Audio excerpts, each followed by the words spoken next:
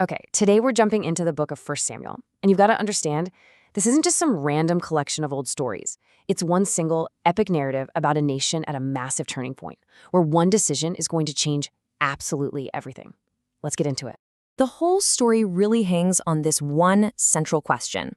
What happens when a country, in a moment of total crisis, looks around and demands a king just so they can be like everybody else? Well, the answer is messy, it's dramatic, and it's going to shape their destiny forever. So, to really get 1 Samuel, you need to know what was happening right before it. The book picks up right after the period of the Judges, which was, to put it mildly, a total mess. Things were chaotic, morally not great. Israel was basically just a loose collection of tribes that were desperate for some real, faithful leadership. This book is the story of how they got it.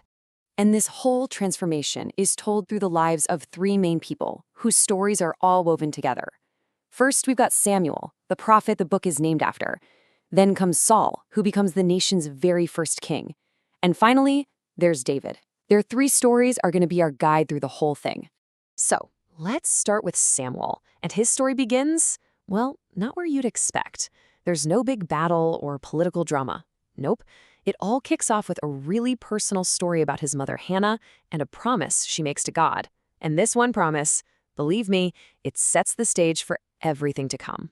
So, when her son Samuel is finally born, Hannah sings this incredible poem. And the writers put it right at the very beginning for a reason. It's basically the key to understanding the entire book. It all boils down to this one big idea. God opposes the proud, and he lifts up the humble. And man, are we going to see that idea play out over and over again. And we don't have to wait long at all to see this theme in action. The first big test, it revolves around the Ark of the Covenant, which was, the most sacred object Israel had. So picture this. The Israelites are facing their arch enemies, the Philistines, and they get super arrogant. Instead of praying, they just wheel out the Ark like it's some kind of magic trophy that guarantees a win. Spoiler, it doesn't work at all. They get crushed and the Ark gets stolen. But here's the crazy part. God then takes on the Philistines himself, without an army, sending plagues and chaos until they're literally begging to give the Ark back.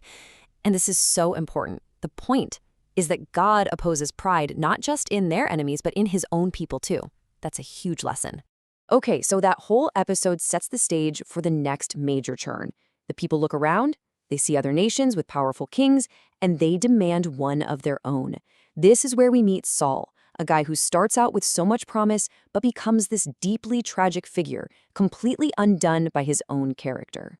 So the people go to Samuel and they say, hey, we want a king just like all the other nations. Now God points out their motives are all wrong, but he tells Samuel, you know what? If a king is what they want, a king is what they'll get. And boom, enter Saul. And he looks the part. He's tall, handsome, the perfect candidate on the surface. But what's going on under the hood is a totally different story. Saul is riddled with these massive character flaws. He's dishonest, he lacks integrity, and maybe worst of all, he seems totally incapable of ever admitting when he's made a mistake. And these flaws run so deep, they cause him to directly disobey God's commands, which ultimately gets him disqualified from being king. It's his tragic downfall. So just as Saul starts this downward spiral, the story introduces our third major player. God is already working behind the scenes, raising up a new king, David. And he's an insignificant shepherd boy. I mean, literally the last person anyone would ever pick. And this just brings us right back to that theme from Hannah's poem. Remember? God opposes the proud and exalts the humble. I mean, what's a better picture of that than the story of David and Goliath? It's perfect. You have the proud, arrogant giant, Goliath, who is brought low, and the humble shepherd boy David, who puts his radical trust in God, and he's lifted up for everyone to see. From this point on, the book puts these two on a collision course. Saul becomes completely consumed by jealousy, and he starts hunting David, trying to kill him. And David, who's done nothing wrong, just runs and waits. What's amazing is that he gets multiple chances to kill Saul and end it all, but he refuses. He trusts that God will make him king in his own time. It's just this powerful, stark contrast between two very different hearts. So when you look at the stories of Saul and David, they're presented as these really powerful character studies. We're meant to see ourselves in them, to look at their lives as both a warning and an example for us. So what's the big takeaway from all this? Well, Saul's story is a pretty sobering warning. If we don't humble ourselves and deal with our own character flaws, our own dark side, they can and will become our undoing. David, on the other hand, is this incredible example of patience and trust.